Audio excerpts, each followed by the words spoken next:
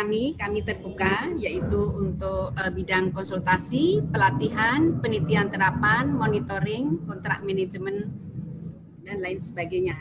Demikian Mas Kinser, mudah-mudahan apa yang kita pelajari sore hari ini bermanfaat untuk kita semua. Terima kasih. Baik, terima kasih Bu Sulistianawati. Baik, Bapak dan Ibu, tadi perkenalan dan pengantar dari Bu Sulistianawati, Bapak dan Ibu. Langsung saja kami perkenalkan untuk trainer sore hari ini, Bapak Tri Arista. Beliau adalah Master Trainer dan Coach NLP dan Hipnoterapi. Kepada Bapak Tri Arista, monggo Bapak dan Ibu, kita boleh tepuk gemuruh untuk Pak Tri Arista. Kami persilakan kepada Bapak Tri Arista. Ya, terima kasih semuanya. Assalamualaikum warahmatullahi wabarakatuh. Ya. Waalaikumsalam warahmatullahi wabarakatuh. Ya, perkenalkan silakan Bapak, monggo. Ya. Perkenalan, nama saya Tri Arista, panggilan saya Ari, boleh ya. Jadi ini profil saya. Jadi saya sebagai Master NLP, Master Trainer juga dengan Master Coach juga, berpengalaman sejak 2003 ya, bahkan sebenarnya 2003, di saya 2007 ada. Jadi saya punya beberapa kelas ya, diawali tahun 2003, kemudian awalnya sebenarnya dari perusahaan, kemudian 2007 mulai masuk ke private ya, karena banyak yang ingin mengirimkan untuk keluarganya, untuk kelas-kelas, makanya sejak 2007 saya membuka kelas-kelas umum dimulai dari Citos, di Tebet ya, di Menara Kuningan, Jakarta dan sebagainya ya. Ya alhamdulillah sejak tahun lalu sekitar Oktober saya sudah mulai dari pengajaran via online ya. Alhamdulillah sejak adanya COVID ini positifnya semua orang sudah terbiasa dengan Zoom ataupun dengan platform yang lainnya. Jadi memudahkan untuk kita gitu ya. Ya itu sepintas dari saya ya. Kita mulai dari halaman pertama tadi, balik lagi.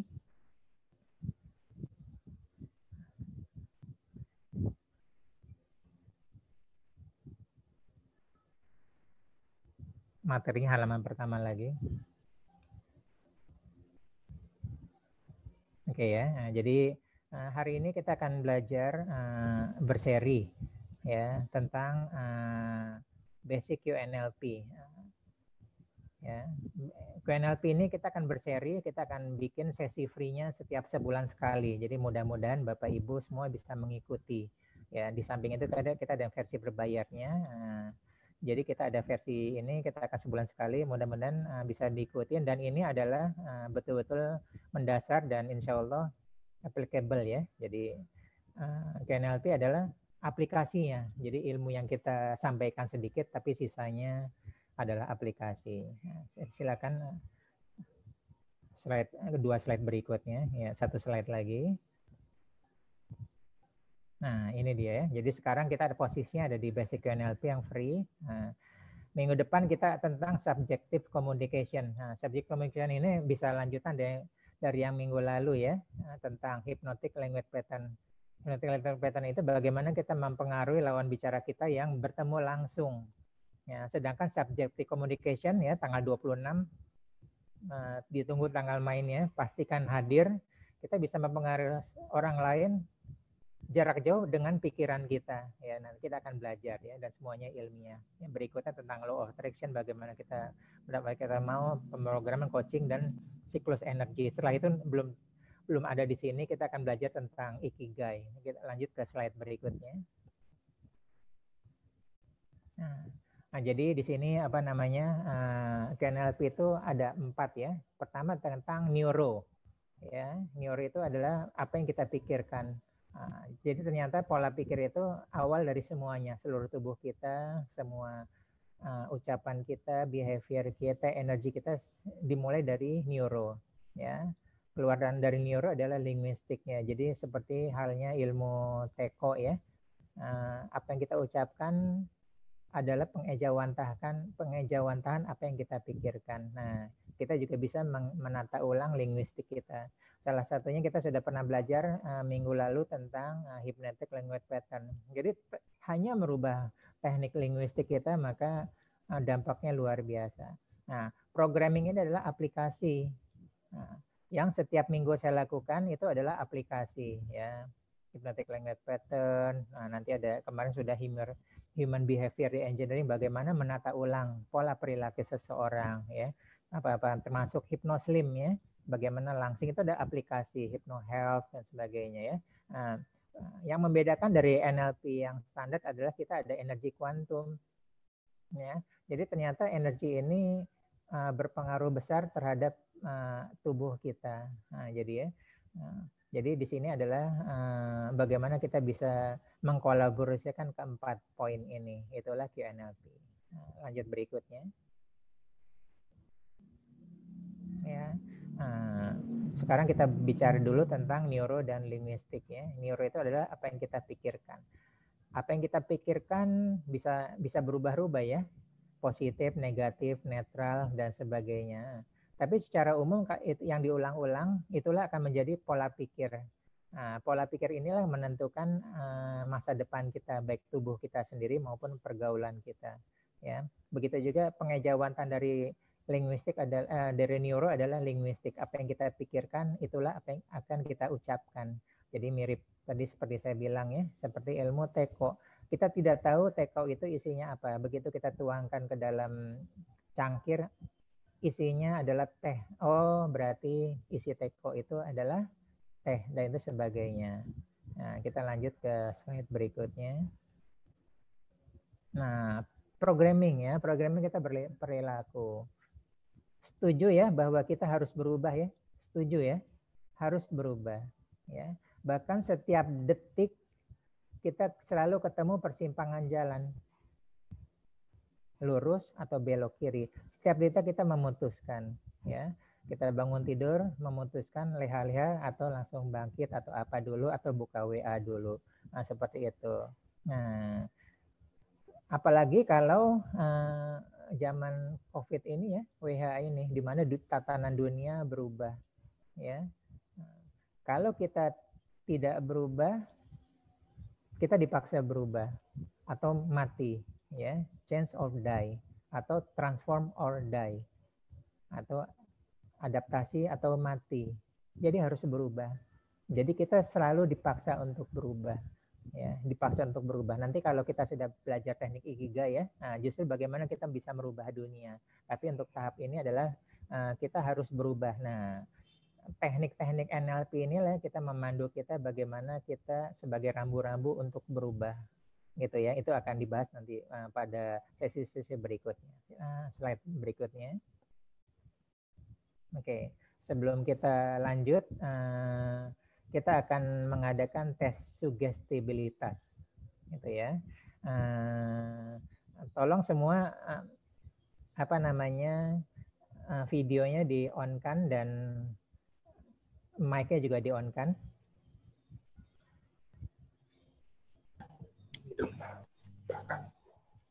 Oke ya. Nah, sekarang kita akan tes sugestibilitas, melihat apakah kita mudah untuk berubah ya, mempengaruhi diri kita atau mempengaruhi diri orang lain. Tolong di sini ada garis tangan. Ada ya? Ada garis tangan ya di pergelangan tangan kita ya. Oke, kalau sudah garis tangan ini tolong disatukan. Sudah semua ya? Oke, saya bisa lihat ya. Lalu dirapatkan. Ya, lihat jari tengahnya sama atau mana yang lebih pendek, kiri atau kanan yang lebih pendek? Siapa yang sama? Sama. Okay. Sama saya. Ya, yang sama tolong tangan kanannya maju ke depan seperti ini ya. Oke ya, yang sama. Ya. Terus yang kedua, yang jari tengahnya lebih pendek juga tangan kanan. Gitu ya. Nah, dan sebaliknya yang jari kirinya lebih pendek, yang maju tangan kiri. Ya, saya ulang ya. Yang sama tangan kanan yang maju lurus. Ya. Yang tangan kanan, yang jari tengahnya kanan lebih pendek, kanan juga yang maju. Nah, jadi pengecualiannya jika jari tengah yang kiri lebih pendek, kiri yang maju. Semua paham ya? Oke, paham, bisa ikutin ya. Sekarang silakan maju ke depan. Nah, kita dengan kekuatan pikiran, kita bisa memanjakan jari-jari kita. Ya. Nah, tolong ikuti kata-kata saya. Panjang. Panjang. Panjang. Panjang. Panjang. Panjang. 1 meter. 1 meter. 5 meter. 5 meter. 10 meter. 1 meter. 50 meter. 50 meter. 100 meter. 100 meter. Oke, sekarang jari disamakan lagi ya. Oke, nah sekarang satukan. Lihat, apakah jarinya memanjang? Jari tengahnya? Iya, memanjang. Memanjang. Oke, berarti sugestif ya. Oke, bagus. Kita lanjutkan lagi ya. 500 meter. 100 meter. 1 kilometer. 1 kilometer. 5 kilometer. 5 kilometer. 10 kilometer. 10 kilometer. Oke, sekarang kita sanakan lagi ya. Lebih panjang lagi.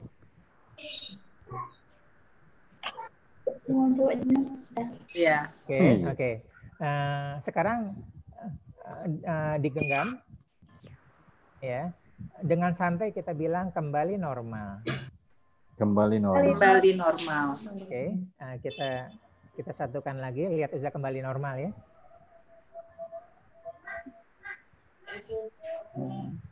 Iya. Ya. Oke. Kita begini lagi. Kita Bu. begini lagi. Ya, panjang lagi. Panjang lagi. Oke, satukan. Lihat sudah kembali panjang ya. Oh iya, Iya. begitu ya. Dan terakhir, santai ya, kembali normal. Kembali normal. Ya, udah disatukan lagi. Jadi benar, Iya. benar. Masya Allah. Oke, tepuk tangan untuk kita semua ya. Nah, lihat bagaimana dahsyatnya ilmu linguistik ya. Iya, iya. Nah, jadi saya menggunakan ucapan sadar atau tidak sadar mempengaruhi semua orang. Itulah ilmu NLP. Ya. Nah, oke. Sambil tolong siapkan presentasinya. Sambil ini silakan ada pertanyaan. Disebut dengan tes sugestibilitas. Silakan ada pertanyaan. Baik. Bapak Ibu silakan kalau ada yang bertanya mohon untuk menyebutkan nama dan instansi kota asalnya Bapak Ibu. Karena ternyata ada dari Surakarta, ada yang macam-macam Bapak Ibu, tadi ada yang dari Jakarta. Monggo silakan. Ada yang ingin bertanya untuk sesi pertama? Belum. Baik. Monggo Pak Arista dilanjut. Ya. Silakan. Oke, kita lanjut ke slide berikutnya ya.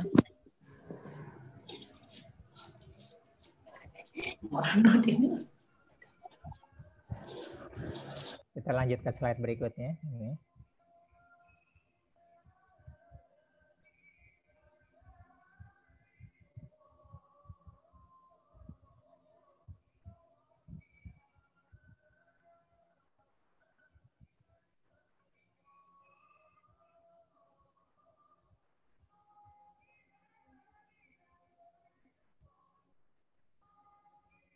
Ya,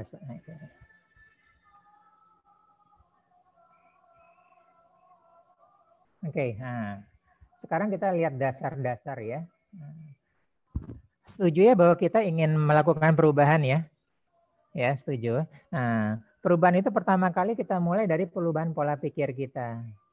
Hari ini kita akan belajar bagaimana kita merubah pola pikir. Teknik yang sederhana kita gunakan disebut dengan reframe. Ya. Perubahan ini kita lakukan terus-menerus sehingga membentuk pola pikir yang baru. Ya. Pola pikir baru akan membentuk pola ucap yang baru. Ingat ya tadi ya, apa yang kita ucapkan adalah pengejawantahan apa yang kita pikirkan. Apa yang kita ucapkan akan menjadi pola perilaku baru dan menjadi kebiasaan baru. Ya, nah, jadi 21 days to make a new habit atau to break a bad habit. Nah, jadi untuk membentuk kebiasaan baru kita perlu melakukan pengulangan selama 21 hari Bapak Ibu ya. Kita perlu selama 21 hari. Kalau kita tidak pernah berolahraga, kita ingin melakukan olahraga, paksakan diri kita setiap hari kita berolahraga. Hari pertama, kedua, ketiga sulit. Tapi lama-lama menjadi biasa. Nah, menjadi kebiasaan baru disebut dengan new habit ya setelah 21 hari ya. Setelah 30 hari ya 90 hari maaf ya. itu menjadi lifestyle yang baru. Nah, yang kita sebut sekarang new normal ya. Kita nanti akan terbiasa dengan cuci tangan dan terbiasa seperti apa. Terbiasa yang tadinya tidak care dengan kesehatan, mulai kesehatan gitu ya. Nah, kebiasaan baru dilakukan terus-menerus selama 6 tahun akan menjadi sifat yang baru dan 15 tahun menjadi karakter baru. Jadi anak kita yang sudah 15 tahun untuk merubah karakternya gimana? Rubahlah dari sekarang, hasilnya 15 tahun kemudian. Ya, slide berikutnya. Nah, jadi sekarang apa yang kita merencanakan untuk merubah, merencanakan secara sadar disebut dengan pikiran sadar. Nah, merencanakan secara kreatif disebut dengan creative mind. Oh, tadinya saya merokok ya, saya ingin berhenti merokok. Nah, itu creative mind. Oh, saya tidak pernah berolahraga, saya merencanakan untuk berolahraga. Ya, itu creative mind. Oh, saya kehilangan pekerjaan, PHK. Saya harus bagaimanapun saya harus berusaha mendapatkan uang. Itu disebut dengan creative mind. Ya, creative mind dilakukan terus-menerus pengulangan ya, bertahun-tahun akan mengendap ke bawah pikiran sadar disebut dengan habitual mind. Gitu ya. Jadi seseorang habitual mind itu sudah ada di dalam hasil pengulangan. Habitual mind itu the moment of truth-nya ya. Hal-hal kebenaran adalah tanpa dipikirkan, reaksi spontan. Itulah habitual mind. Jadi seseorang yang sumbu pendek, tiba-tiba marah, tiba-tiba ketakutan, tiba-tiba apa, itu disebut dengan habitual mind. Tapi kalau dia tahan sebentar, dia mikir, nah itu disebut dengan creative mind yang bekerja. Sekarang kita melakukan pembentukan mindset adalah kita membentuk pikiran yang baru sehingga mengendap menjadi pola pikir yang baru. Slide berikutnya. Nah, jadi pembentukan mindset untuk saat ini kita mempelajari dengan 4 pintu. Perubahan pola pikir, N ya, neuro. Perubahan pola ucap, linguistik. Perubahan pola energi. Ya, ini yang tidak ada dalam ilmu NLP ya. Kuantum dan perubahan pola perilaku, programming. Untuk sesi pertama ini di sore hari ini kita batasi untuk hanya perubahan pola pikir. Ya. Bulan depan pastikan hadir, kita akan merubah mindset melalui pintu perubahan pola ucap. Ya, dan seterusnya ya. Nah, seperti ini. Silakan lanjut slide berikutnya. Nah, kita mulai bagaimana sih merubah pola pikir. Ya, lanjut slide berikutnya. Nah, ini dia. Map is not the territory. Ya, di sebelah kiri itu disebut dengan teritori, dunia yang sesungguhnya. Dan di sebelah kanan di dalam otak kita disebut dengan map atau peta. Ya, yang sebelah kiri dunia sesungguhnya disebut dengan external reality. Di otak kita adalah internal reality. Ya, external reality itu adalah netral. Dunia itu netral. Siapa yang bilang bahwa dunia itu saat ini dunia itu indah? Boleh nyalakan mic-nya. Siapa yang mengatakan bahwa sekarang ini dunia itu indah? Diri sendiri. Oke. Saat ini siapa yang mengatakan bahwa dunia ini lagi kacau? Siapa yang mengatakan? Diri sendiri juga. Nah, ada nggak sekarang di antara kita yang hadir dunia ini lagi kacau? Alhamdulillah enggak. Gitu ya. Nah, lihat ya. Nah, jadi sebenarnya external reality itu netral ya Bapak Ibu ya. Lihat, sebelum masuk ke otak kita ya, dia melalui 3 filter, distorsi dan dilation. Ya. 3 hal ini, filtering, distortion dan dilation ini berdasarkan perjalanan hidup kita. Gitu ya. Misalnya selama ini kita dicekokkan hal-hal yang negatif sehingga apapun kita sikapi sebagai negatif. Maka semua hal positif disaring ya. Nggak masuk ke otak kita. Difilter sama dia. Dihapus di dilation. Ya.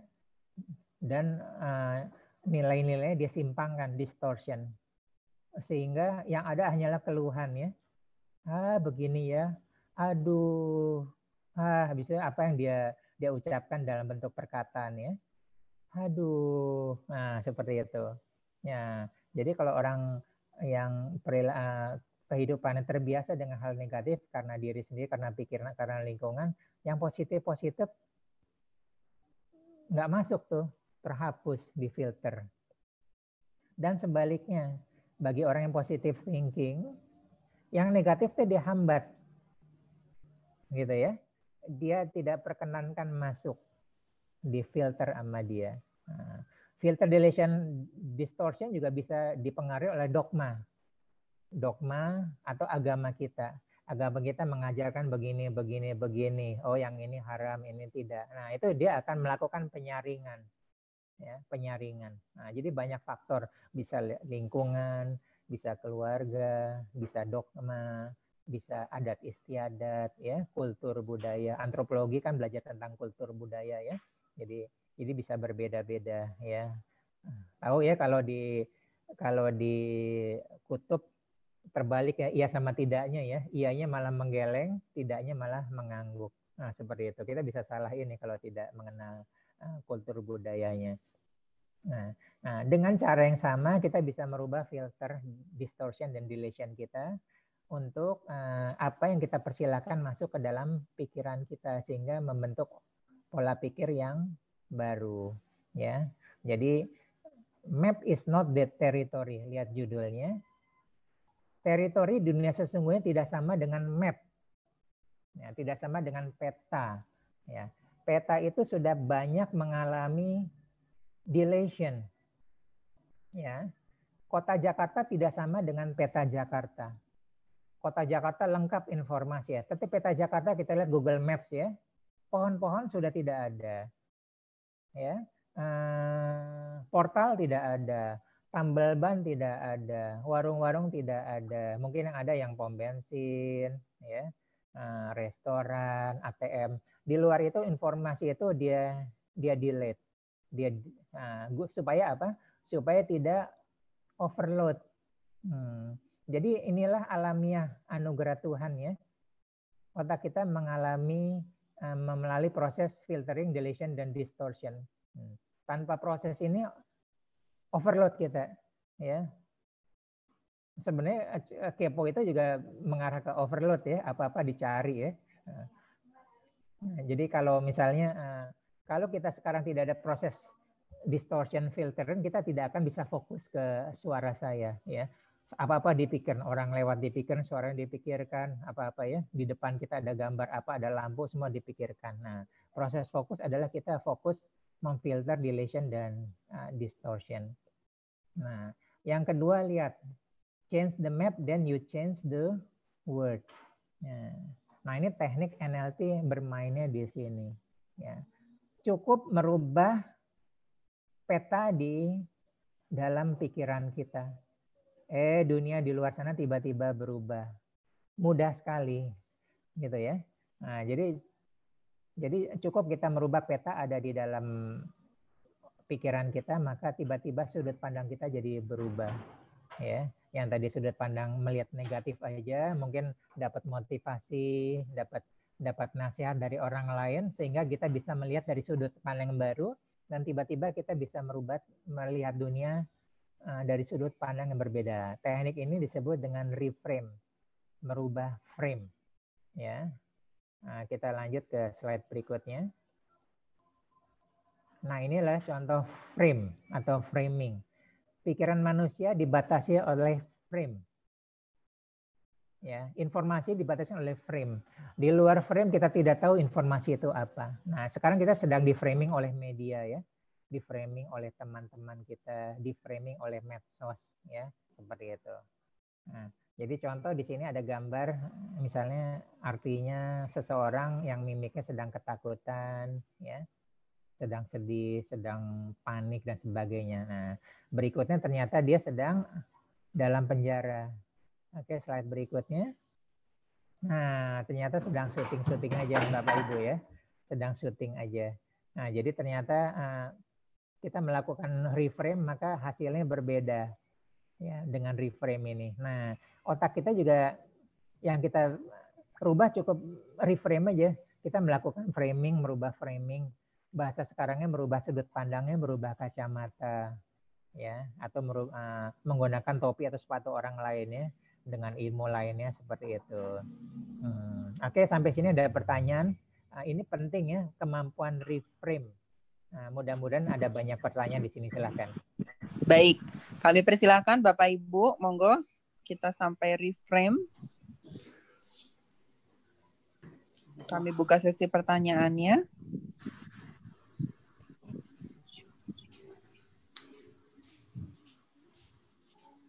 Ada dari Bu Yunilia ya, Ibu di live chat.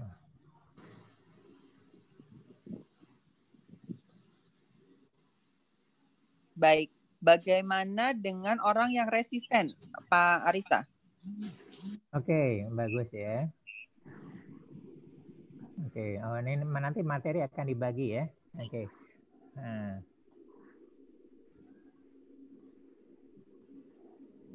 Ya, baik. Oke. Nah. Pertanyaan dari Bu Yunilia, Bapak Pak Arista. Oke, ya. Nah, jadi bagaimana dengan orang resisten ya? Nah, untuk topik yang sekarang kita fokus pada bagaimana kita merubah diri kita dulu sendiri ya. Oh, baik. Gitu ya. Nah, jadi kita bagaimana kita merubah untuk fokusnya. Kalau untuk orang resisten, kita bisa dua teknik, menggunakan teknik spacing sama leading. Ya, dan minggu lalu kita sudah belajar tentang hypnotic language pattern ya. Masih ingat ya, Ibu Yunilia hadir ya. Kita menggunakan teknik kebenaran, gitu ya, tentang kebenaran. Nah itu salah satu untuk membongkarnya. Jadi seperti itu. Baik, gitu. baik. Ya, terima kasih Bu Yunilia. Ya, mari. Silakan. Baik, monggo selanjutnya Bapak Ibu. Nah, kalau kita punya kemampuan untuk reframe, baru kita bisa melakukan untuk orang lain ya. Merubah orang lain, menasihati, seperti itu. Jadi kita sendiri harus punya kemampuan untuk merubah sudut pandang. Nah, kalau kita tidak bisa punya kemampuan, udah sulit. Gitu ya. Baik. Kalau nggak ada, lanjut. Tidak ada Bapak, monggo dilanjut.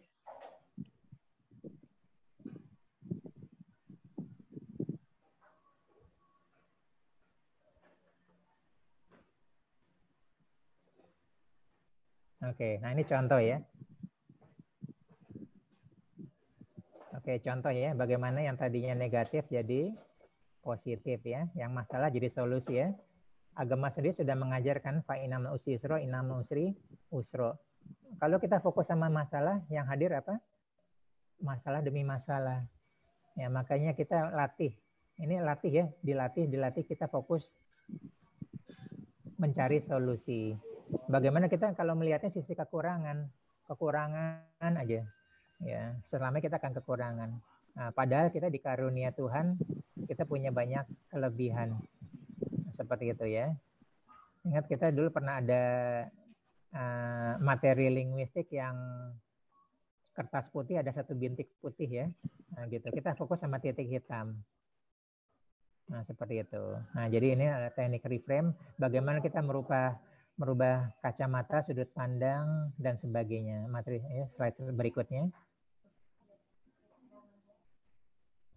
Nah, ini contoh ya. Ini contoh sudut pandang. Jadi bukan berarti lalat lebih jelek dari lebah ya. Lebah jelek ya. Bukan berarti masing-masing ada perannya berbeda ya. Peran positif. Nah, ini cuma contoh aja ya. Lalat itu kita contohkan adalah kita ibaratkan dia hanya melihat yang negatif saja ya. Negatif saja. Apapun yang indah-indah di depan dia nggak kelihatan. Ya, yang dicari tetaplah kotoran. Nah, ini cuma pengandaian aja ya. Sekali lagi ini bukan berarti lalat negatif gitu ya. Lalat punya perannya tersendiri. Ya. Nah, begitu juga orang yang sudut pandangnya selalu negatif. Yang bagus-bagus nggak kelihatan tuh. Nggak kelihatan. Ya, begitu pula dengan lebah. Lebah walaupun di tempat yang kotor bau, menyengat, yang dia cari tetaplah bunga yang harum. Tetaplah. Nah, seperti itu. Nah, bagaimana kita ini hanya filosofi aja ya. Bahwa di dunia itu ada yang sudut pandangnya kekeh ada di sana. Seperti itu. Lanjut ke slide berikutnya. Nah, ini pengulangan lagi ya. Pengulangan lagi dari materi sebelumnya. Jadi pada prinsipnya seseorang itu mengalami dalam pikirannya ada 4 fase ya, beta, alfa, theta, dan delta. Ya. Di atas itu sebenarnya masih ada ya, gamma, dan di bawah itu adalah hibernasi. Nah, itu materi khusus ya. Jadi kalau gamma dan hibernasi saya ngajar di beberapa, misalnya di Kopassus apa-apa gitu, seperti itu. Jadi kita di sini yang normal-normal aja. Nah, jadi kalau kita sedang dalam keadaan sedih, marah, kecewa ya, takut. Nah, kita ada di frekuensi beta. Ya, lihat tuh. Frekuensi tinggi sekali 13 dan 30 Hz. Kayaknya palanya mau pecah ya. Nah, itu kita ada di hormon kesedihan. Nah, jadi kasihan kalau kita ada di beta ya, kan adanya stres ya. Stres ini adanya jadi kita memelihara jadi hormon kortisol. Lama-lama akan menjadi depresi dan sebagainya. Itu harus kita rubahnya. Kita mereframe menjadi alfa. Jadi situasinya sama. Ada alfa, kita tinggal memilih kita mau alfa atau beta. Ya, siapa di sini yang ibadah sebagai beban? Nah, itulah beta. Siapa ibadah dinikmati, dia ada di posisi alfa. Ya. Atau pertama-tama alfa ya. Kita, waduh, saya ingin langsing, saya harus olahraga ya. Pertama kali kita senengin. Kita beli sepeda statis ya, lama-lama bosen, jadi beban. Nah, dia ada di beta. Nah, seperti itu. Kita harus cara supaya kita menyenangi apa yang kita lakukan. Ya, dan seterusnya. Jadi semua ini selalu dua sisi. Ya. Siapa yang menyiram, menyenangi. Seperti itu. Ada yang sampai menyenangi daun aja dielap. Nah, cuci piring. Ibu almarhum ibu saya juga wafat usia 93, dia menyenangi cuci piring, menyenangi untuk dan sebagainya ya. Menyiram tanaman. Nah, jadi bagaimana kita mensikapi seperti itu.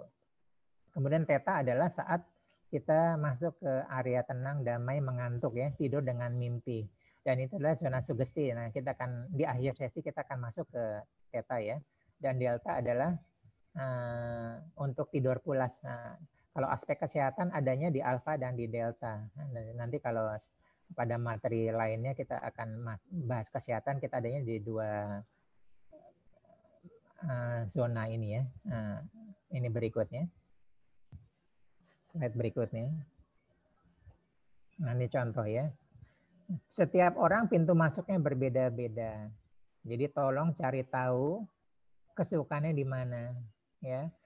Kalau mendapatkan kenyamanan dari aromaterapi atau menggunakan minyak wangi tertentu, dia jadi nyaman, boleh pakai cara itu. Ya. Siapa yang suka dipijat, spa, ya, kerembat, boleh itu. Ada juga yang nyaman dengan lingkungan ya, dengan orang-orang dicintai, boleh. Ya. Ada juga dengan teknik pernapasan, boleh. Nah, ada juga dengan pemandangan. Jadi kalau menyukai pemandangan, menyukai kebun, ya kita lihatlah ke kebun kita, atau lihat akuarium boleh. Akuarium air tawar atau air asin, kita bisa lihat ikan berenang kesana kemari, membuat kita jadi tenang. Ya, dan bisa juga kita langsung berpikiran positif, atau tiba-tiba kita bisa melakukan rasa syukur. Nah, itu dengan tiba-tiba kita bisa merubah dari beta ke alfa. Nah, ini cari sendiri ya. Kalau bagian suka menyukai pendengaran, boleh dengan menggunakan musik. Ya, sambil belajar dia mendengarkan musik, sambil bekerja mendengarkan musik. Nah, di situ dia mengalami kenyamanan atau kesenangan. Artinya dia masuk ke zona alfa. Ya. Nah, slide berikutnya. Oke, mundur lagi slide berikutnya. Sebelumnya. Silakan kalau ada pertanyaan.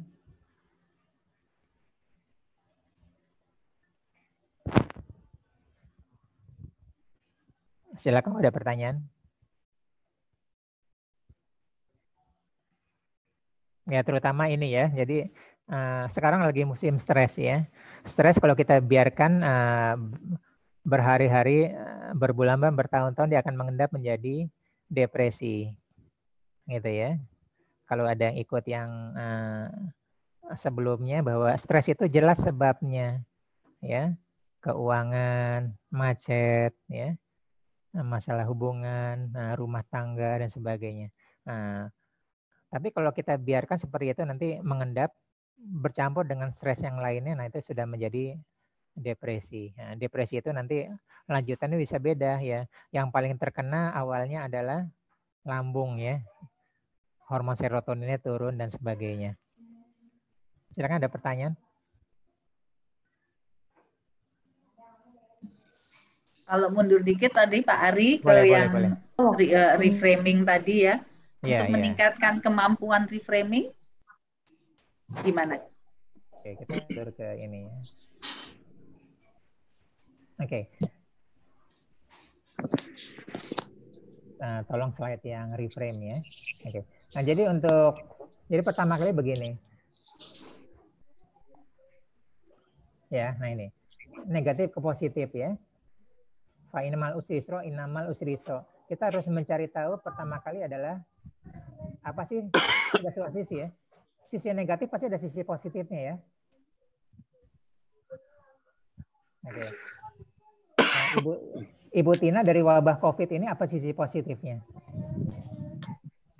Jadi kumpul terus di rumah sama semua keluarga. Boleh, apa lagi? Yang tadinya nggak sempat masak jadi sempat masak. Ya, boleh gitu ya. Apa lagi? Coba 5 hal, itu baru 2. Oh, baru banyak ya? Iya, pasti banyak.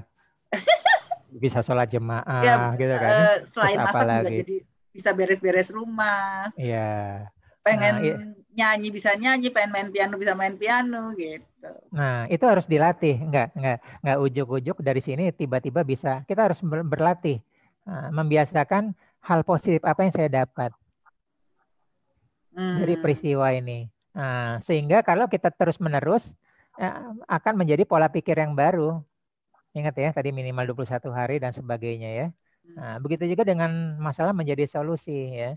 Kalau kita fokus sama masalah, kapan kita mikirin solusinya kan? Mulailah solusi. Kalau kita tidak punya solusi, konsultasikan sama orang lain ya. Tentu saja orang lain yang biasa berpikir ke arah solusi kan. Final sisro, inal misisro dan sebagainya. Begitu juga dengan kelemahan dan kekurangan dan kelebihan. Kita punya kelebihan apa sih? Kelebihan kita dari orang lain di atas rata-rata apa? Pasti kita punya kelebihan yang orang lain tidak punya dan di atas rata-rata. Nah, itu di ilmu coaching tuh digali ya, seperti itu. Nanti kita pakai teknik ikigai. Ya, itu pasti ada. Jadi kelebihan-kelebihan. Nah, itu sekali lagi dilatih ya. Nah, jadi ilmu repetisi ya. Dari training sebelumnya. Repetisi itu tidak bohong. Ya, repetisi itu akan menghasilkan sesuatu hal yang baru ya. Bu Tina bisa main piano karena apa?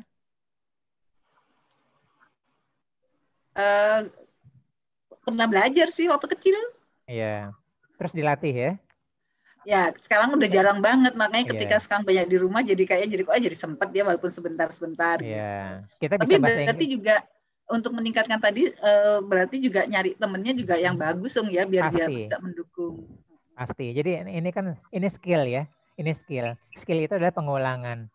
Nah, jadi mulai dari diri sendiri, mulai dari lingkungan juga. Nah, gitu loh. Jadi kita bisa bahasa Inggris karena pengulangan kan? Itu skill. Kita bisa berenang karena pengulangan kan? Itu skill.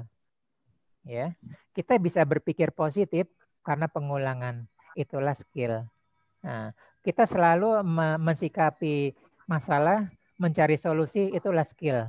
Skill bisa terjadi karena pengulangan, ya. Karena kita terbiasa berdiskusi dengan orang lain yang berpikir secara solusi, lama-lama pola pikir solusi dia akan nyetak ke otak kita. Nah, seperti ini. Jadi kita memerlukan pengulangan. Seperti gitu Bu Tina ya. Oke, ada pertanyaan terima kasih, lain? Ya, sama-sama. Baik, Pak Arista. Ya. Ada pertanyaan dari Ibu Mercy dari Solo. Okay. Konsentrasi belajar gelombang apa ya Pak? Gimana biar bisa konsentrasi belajar? Pertanyaannya tersebut Bapak. Oke, ya. Bagus ya. Yang jelas kita tidak boleh ada di beta ya. Setuju ya? Kita harus cari cara supaya kita di alfa. Menenangkan pikiran ya. Kondisi ruangannya seperti apa, ruangannya hangat. Ruangannya jangan bikin ngantuk ya. Seperti itu. Kita pernah belajar ya, nanti kalau ruangan kita ada warna ungu-ungunya, kita akan ngantuk ya. Yang bikin naik lah, ada kuning, ada oranye untuk bekerja dan belajar seperti itu ya. Terus yang kedua, pastikan bahwa kita ada di posisi alfa gitu ya. Menyenangi apa, tadi pintu masuknya banyak ya. Yang menyenangi musik boleh ya. Tadi dari Ibu siapa?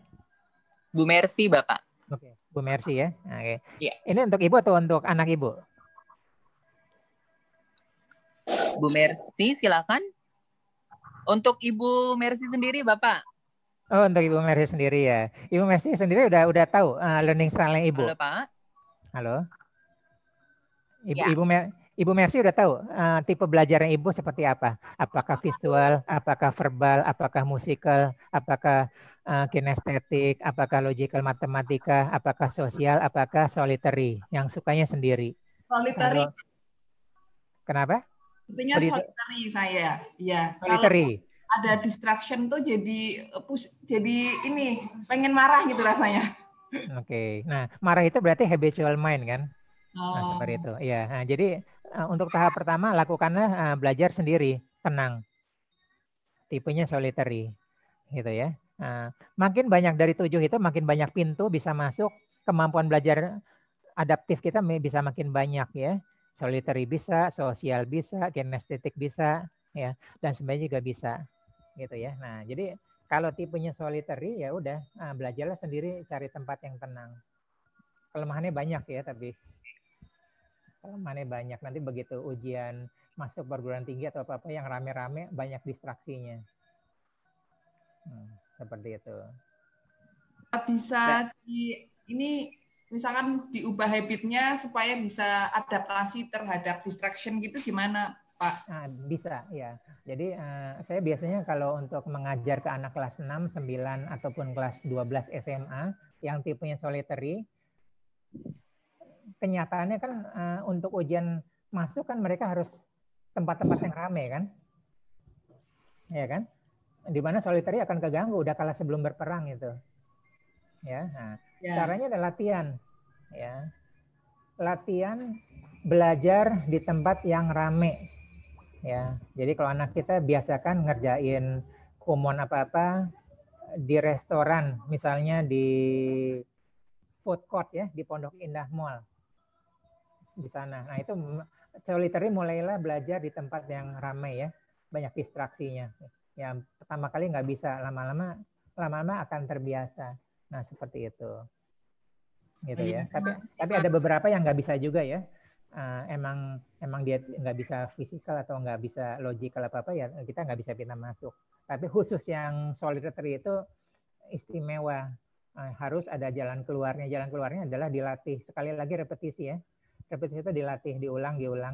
Kita lama-lama kita biarkan, kita biasakan belajar di tempat ramai. Awalnya tetap sulit ya. Artinya apa? Kita meningkatkan kemampuan konsentrasi kita.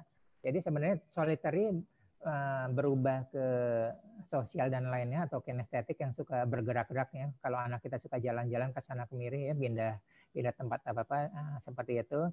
Nah, itu melakukan suatu hal yang baru, pengulangan. Nah, awalnya tetap sulit, tapi lama-lama insya Allah bisa. Dan banyak yang udah bisa ya. Gitu loh, harus berubah. Oke, cukup. Baik. Ya? Sudah cukup jelas Bu Mercy ya? Ya, terima kasih Pak. Baik. Sama-sama. Pak Arista, ini mohon maaf ada 2 pertanyaan kembali, berkenan untuk sekarang kami sampaikan atau nanti Pak? Sekarang aja ya. Boleh. Siap. Dari Bu Yunilia, kalau untuk repetisi berarti sama dengan habituasi ya Pak ya? Ya, betul sekali. Habituasi istilah lainnya. Gitu loh. Baik. Untuk pertanyaan kedua dari Bapak Ahmad Hudori, bagaimana kekuatan pikiran bisa menghilangkan tekanan-tekanan situasi yang terus-menerus? Oke. Terima kasih, pertanyaannya bagus ya. Teknik yang kita gunakan pertama kali adalah reframe. Ya, reframe. Bapak Ahmad ya. Nah, Bapak Ahmad bisa ngobrol sama saya, Pak Ahmad? Oh, boleh Pak. Oke Pak, Boleh terima kasih Pak Pak. Ahmad ya. Oke. Oke. Pak Ahmad, apakah Pak Ahmad punya 10 hal patut yang layak untuk dikeluhkan, Pak? Ya, ya mungkin kayak situasi saat sekarang ini kan kita lagi berada di rumah nih Pak, lagi berada di rumah, kemudian kita juga nggak bisa berinteraksi secara bebas di luar. Karena kebetulan saya kebiasaan atau pekerjaan saya adalah saya banyak berinteraksi dengan orang di luar gitu Pak. Karena kebiasaan saya banyak berinteraksi dengan orang, tiba-tiba saya harus di rumah saja kan gitu. Nah ini kadang membuat pikiran-pikiran jadi semakin sempit dan nggak bisa bergerak bebas. Akhirnya mulai itu Pak, pikiran-pikiran ini mempengaruhi kan gitu loh alam bawah sadar saya, sehingga ya ada ketidaknyamanan kan. Kemudian ada juga ketidakbiasaan untuk bergerak bebas gitu Pak. Nah itu yang tekanan-tekanan semakin banyak itu akhirnya timbullah stres seperti itu. Mungkin kalau untuk tingkat tingginya belum gitu loh, tapi lama ini akan menekan pikiran kita sehingga mulai muncul stres perut. Nah gitu Pak. Oke, sorry. Oke, kita ngobrol sejenak ya Pak Ahmad ya. Iya. Oke. Pak Ahmad tahu bahwa kita hidup dalam impian orang lain?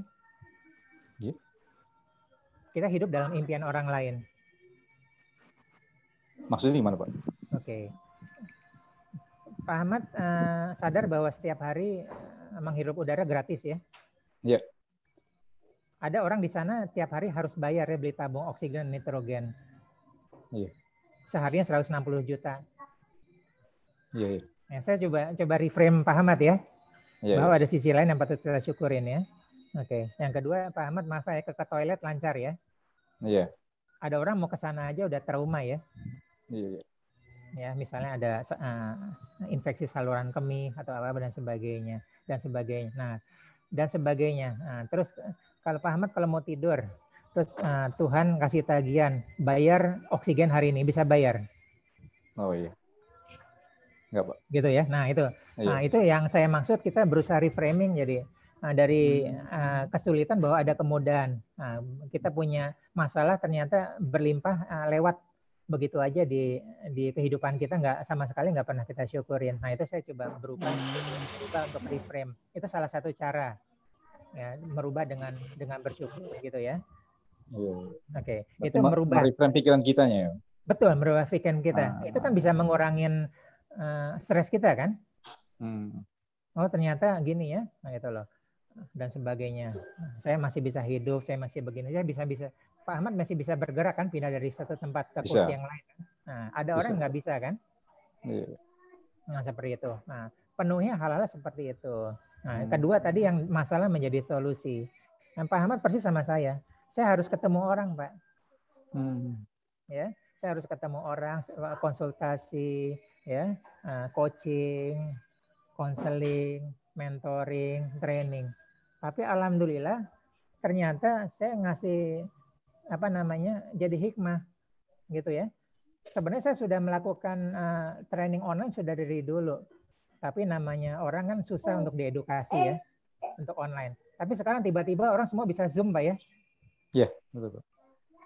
Ini bisa salah satunya ya? salah satunya untuk menghilangkan stres tadi itu mengikuti Zoom sehingga saya bisa dengan orang luar. Ini salah satu sebenarnya Pak. Kita memulai ini juga. Nah, betul. Jadi haruslah cari cara, setiap orang pintu keluarnya berbeda.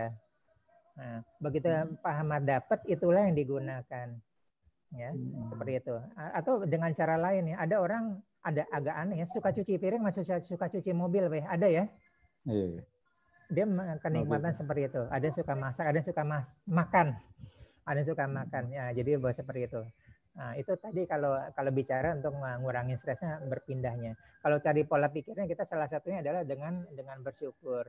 Nah, terus cara lain kalau masalah adalah dengan solusi gitu lah. Dengan solusi itu nanti tambahannya Pak Ahmad punya kemampuan apa yang bisa mendukung. Nah, seperti itu ya. Digitalisasi, apa-apa. Nah, sebenarnya di sini ada peluang. Nah, gitu ya. Merubah. Nanti kan disebut dengan ada new normal baru kan. Kita jadi terbiasa kan berkomunikasi virtual seperti ini kan. Jadi online. Seperti itu. Lama-lama kemudahan apa-apa orang jadi terbiasa, komunikasi jadi biasa. Emang ada beberapa pekerjaan yang betul-betul tidak bisa digantikan ya. Nah, itu perlu jalan keluar yang lain yang tidak bisa kita bahas di sini, Pak Ahmad. Cukup, Pak Ahmad ya? Oke, terima kasih, Pak. Terima kasih. Inputannya. Ya. Silakan, ada pertanyaan yang lain?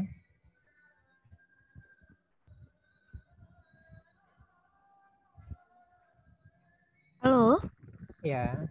Halo Pak Aris, ada pertanyaan satu mewakili dari viewers yang ada di YouTube, Pak. Ya, boleh, silakan. Jadi ini dari Pak Helmi Himawan. Beliau bertanya, mohon izin bertanya Pak, bagaimana cara efektif mengganti gelombang alfa yang ada menjadi beta secara efektif, terutama saat menjalani pekerjaan agar lebih efektif. Oke. Terima kasih. Ya, terima kasih Pak Helmi ya. Kebalik kali, bukan alfa ke beta, beta ke alfa. Gitu ya. Nah, jadi sekarang banyak kantor sudah dibikin nyaman, ya, tidak kubikel lagi, sudah ada tamannya, sudah ada kolamnya, sudah ada akuariumnya, seperti itu. Jadi dibikin relax gitu ya. Ada beberapa kantor ada relaksasi room. Jadi kalau kita betul-betul tegang, kita boleh karaokean sebentar atau tidur sebentar di kursi pijit ya, 10 menit. Ada seperti itu. Nah, seperti itu. Nah, itu tadi seperti yang dibilangnya Pak Helmi, bahwa kita harus mencari cara yang cocok dengan pintu masuk kita ke gelombang alfa. Ya, yang suka ngopi, monggo ngopi. Ya, bisnis itu kebanyakan ngopi ya. Jadi misalnya dua orang pebisnis janjian akan pembicaraan bisnis di Citos ya, Jakarta Selatan. Kedua-duanya dari area yang berbeda, sore hari macet-macetan. Nah, itu ada di beta ya. Kesel macet ya, pingin ke toilet, apa-apa, semua ada di beta. Ya, begitu sampai masing-masing cuci muka dulu dan sebagainya. Oke, maaf baterainya low ya. Cuci muka. Kalau maghrib mungkin sholat dulu. Nah, itu cara-cara untuk turun ke alfa. Udah ketemu nggak langsung ngomong bisnis ya, hai apa-apa, ngopi-ngopi dulu. Nah, itu salah satu caranya. Kalau di rumah banyak yang depresi tingkat berat harus dicari juga. Salah satunya adalah bisa aromaterapi ya. Cari aja yang cocok. Beda-beda, ada yang lavender, ada apa seperti itu. Gitu Pak Helmi. Jadi harus cari cara. Kalau menyukai pendengaran ini, carilah musik-musik yang kita sukai. Ya. Jenis musiknya apa, tapi pastikan musiknya yang positif ya Pak Helmi. Jadi musik itu kan sebenarnya teks itu adalah sugesti terhadap diri kita. Jadi kalau kalimatnya negatif, kita akan masuk sugesti yang negatif. Ya, silakan kalau ada pertanyaan lain. Terima kasih ya Pak Helmi, demikian.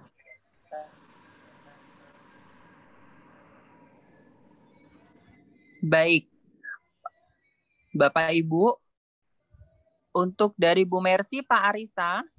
Ya. Oke. Oh, ini ada konseling ya, bukan di sini ya. Tapi prinsipnya seperti ini, ya. Ini ada di konseling. Jadi saya kasih gambaran aja ya. Itu tidak bisa dijawab di sini. Bu Mercy. Oke, jadi ibaratnya mobil. Halo, Pak Arisa. Ya. Halo ya. Kedengaran suara saya? Ya. Ya. Trauma atau apa itu menghambat kehidupan kita ya. Nah, jadi contohnya kalau mobil itu rem tangannya lupa dilepas tengah. Lupa dilepas, masih nyangkut sepertiga atau seperempat. Nah, itu dia penghambat. Ya, kita harus cari tahu sumber masalahnya. Jadi itu melalui tahap konseling. Negatif itu harus dibuang. Ada orang ngasih positif, tapi lupa bahwa negatif itu harus dibuang. Gitu ya. Nah, nanti Ibu Mercy nanti ada lihat jadwal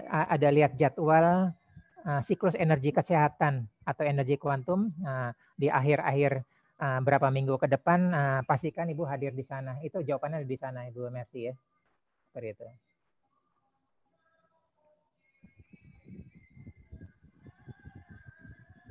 Silakan ada pertanyaan yang lain. Pak Aris, pertanyaan sampai saat ini sih masih kami kolektif Pak. Jadi nanti bisa dilanjutkan dulu dengan materi. Baik. Oke, slide berikutnya kalau gitu ya.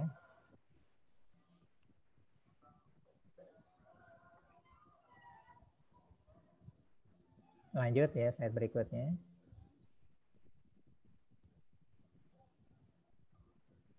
Nah ini dia. Ya, untuk Bu Mercy, Pak Helmi dan sebagainya, salah satu cara pemrograman diri sendiri terbaik adalah kita melakukan self-suggestion dalam posisi theta saat kita ngantuk-ngantuk. Itulah self-suggestion yang terbaik. Kita melakukan afirmasi. Karena saat itu tidak ada saringan antara pikiran sadar dan pikiran bawah sadar. Semua plek 100% masuk ke pikiran bawah sadar. Jadi pastikan kalau kita lagi tertidur, lagi ngantuk-ngantuk, jangan di depan TV ya, yang programnya sinetron marah-marah dan sebagainya, itu akan membentuk kita akan seperti itu. Nah, jadi bolehlah dari 4 ini kita boleh pilih ya. Kita bayangin diri kita mengucapkan baik-baik ya, saya sehat, ya saya bahagia, perjalanan hidup saya lancar, gitu ya, dimudahkan. Atau saya punya goal akhir tahun ini, kita afirmasi ya terus setiap kita menjelang tidur. Ya, insya Allah dalam berapa hari, minimal 21 hari akan membentuk pola pikir yang baru.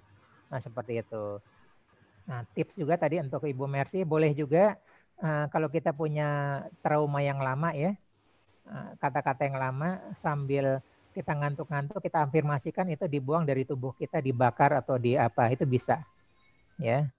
Kalimat itu kita ambil dari mulut kita atau dari hati kita, dari pikiran kita masuk ke dalam kertas, kita bungkus, kita buang atau kita bakar, seperti itu bisa. Kita ulang-ulang ya, visualisasi menjelang tidur, seperti itu. Ya, begitu juga kalau kita ingin sehat ya, cantik, langsing dan sebagainya, bahagia. Nah, itu visualisasi menjelang tidur. Nah, slide berikutnya. Nah, ini dia ya. Kita ada di ini minggu depan kita ada di Subjective Communication, Law of Attraction. Dan tadi saya bilang tuh, Ibu Mercy, kita ada nanti di tanggal 21 dan di 28. Nah, itu jawaban tuntasnya ada di sana. Ya. Kalau Pak Ahmad, bagaimana mendapatkan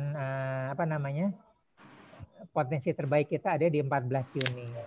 Ya, semuanya juga bisa dilihat bagaimana membentuk, kita belajar memprogram diri kita adanya di tanggal 7 dan sebagainya. Nah, ini kira-kira seperti itu. Nah, jadi boleh dipilih mau ikutan yang mana dan sebagainya. Nah, ini slide terakhir saya. Silakan ada pertanyaan, kita masuk sesi tanya jawab dari waktu yang tersisa.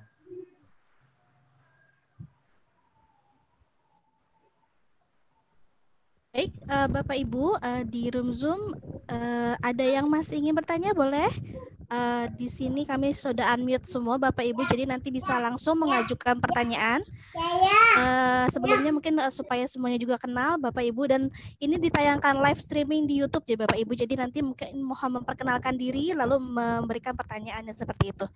Baik, silakan Bapak Ibu.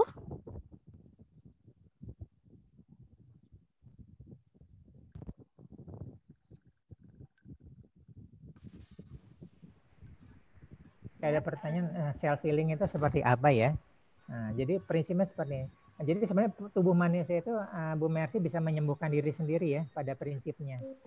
Jadi kalau tubuh kita terluka, dia bisa seperti itu. Nah, self healing adalah bagaimana kita, pikiran itu adalah pusat koordinasi, pusat pemerintahan dari seluruh tubuh kita. Ya, semua bisa beradaptasi. Contohnya adalah semua bisa bekerja dengan sempurna. Contohnya saya haus. Ya, saya haus, kemudian di sana ada botol minuman ya, botol teh botol, maka saya meraih dengan tangan kiri saya, ya, teh botol itu, kemudian dengan tangan kanan saya buka tutup botolnya, saya letakkan, saya pindahkan tangan kanan, tangan kiri ke tangan kanan, dan saya minum. Itu semua dikoordinasikan oleh otak kita. Begitu kita minum, salivanya atau air liurnya keluar. Ya, di sana keluar ada enzim protease, amilase, ya, dan sebagainya. Itu siapa yang mengatur? Otak. Nah, biasanya dengan stres atau depresi, koordinasi itu kacau. Jadi biasanya pertama kali adalah kita melakukan self healing. Stres itu kita kurangin, depresi juga kita kurangin, sehingga otak itu lebih mudah untuk mengatur seluruhnya secara sempurna, seperti itu. Begitu ya, Bu Mercy. Ada pertanyaan lain, silakan. Boleh Ini, saya, Pak. Pak? Boleh. Pak Ahmad Kudari dulu apa saya? Iya. Silakan Pak Ahmad Kudari dulu. Oke, baik, terima kasih. Ini ya, baik, terima kasih nih, Pak. Ini kaitannya dengan sugesti yang dibilang bahwa sugesti terbaik adalah pada saat di fase tetra. Nah, tapi di sini di fase alfa ini kan kita dalam posisi senang. Apakah memang tidak bagus juga ketika kita memberikan sugesti pada posisi kita dalam kondisi senang dan bahagia?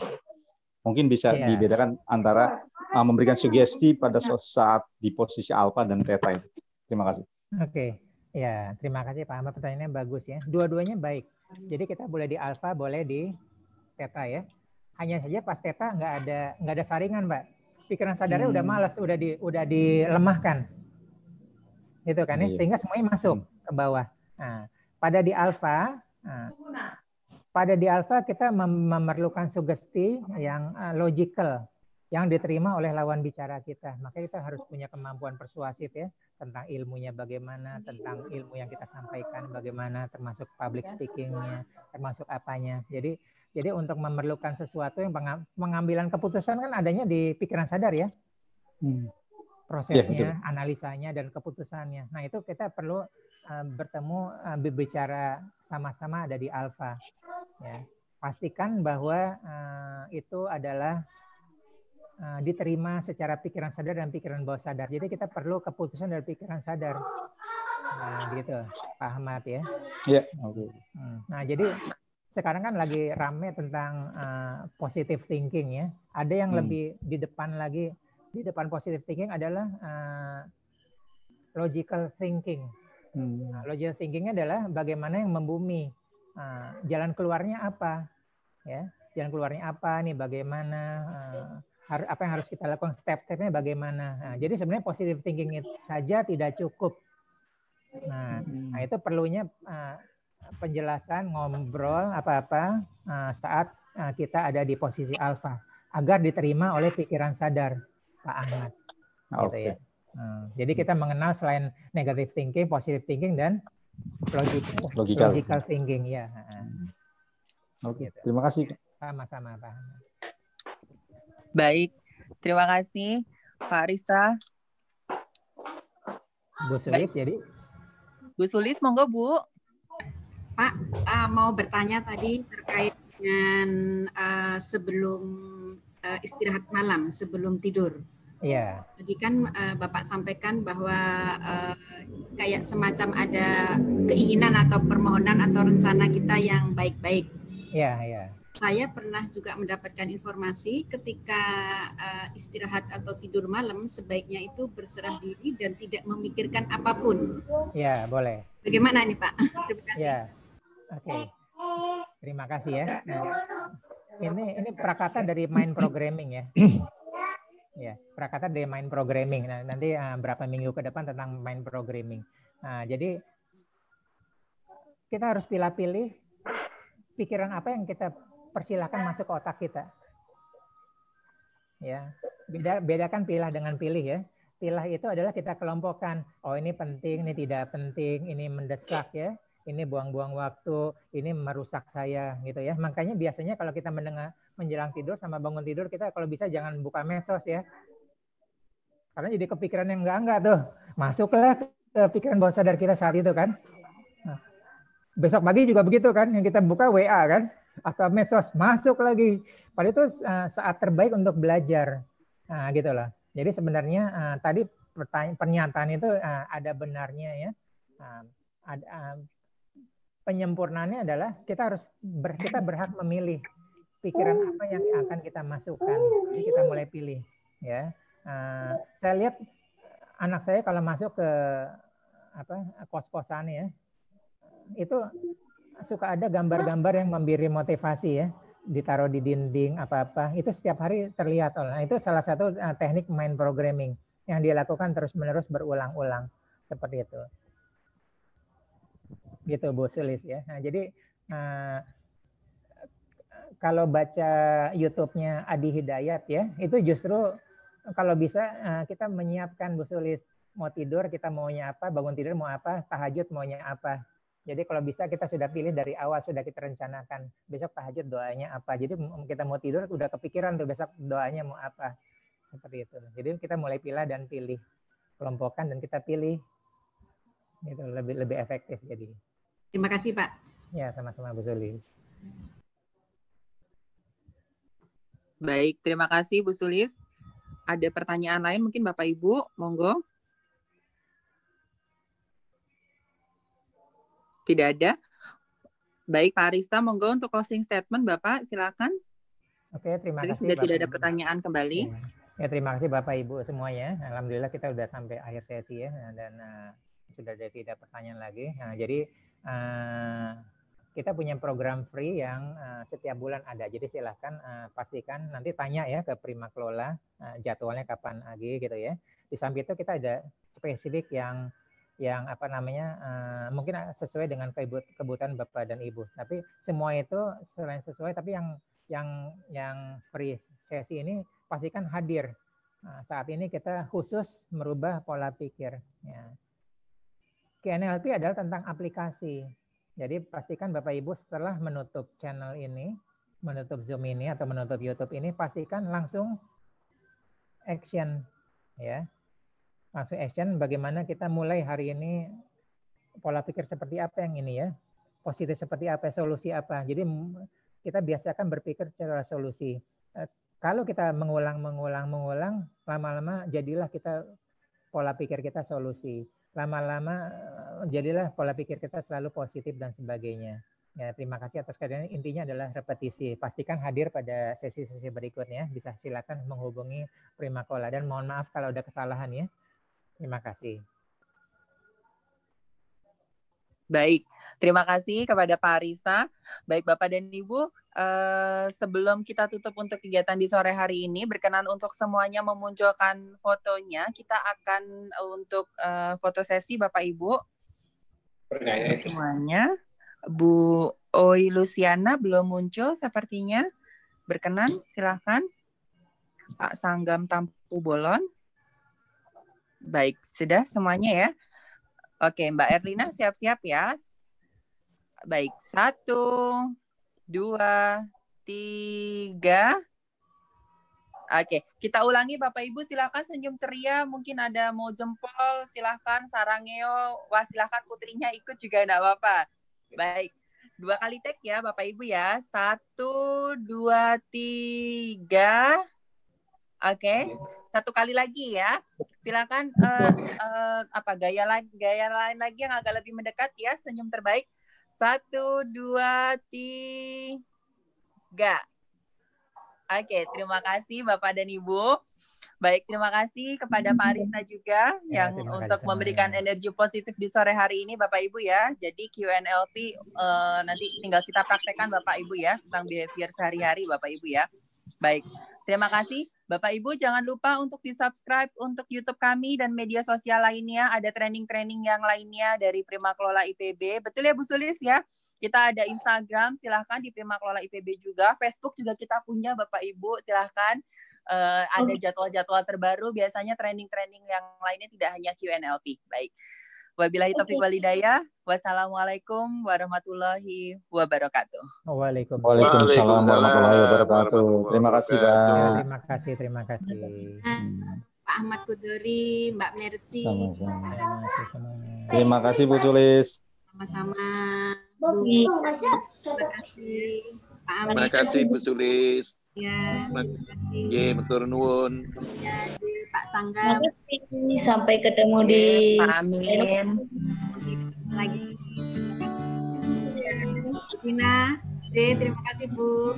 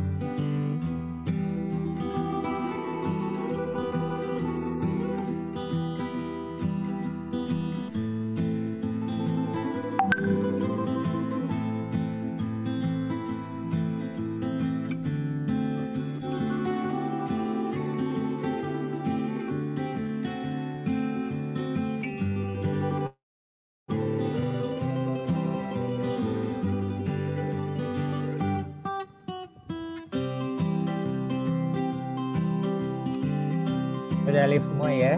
Ya. Terima kasih Pak Aris. Saya izin ya. Ya. Terima kasih semua ya. Terima kasih Pak Aris. Sampai ketemu berikutnya ya. Ya, makasih Pak. Ya, Assalamualaikum warahmatullahi wabarakatuh. Waalaikumsalam warahmatullahi wabarakatuh.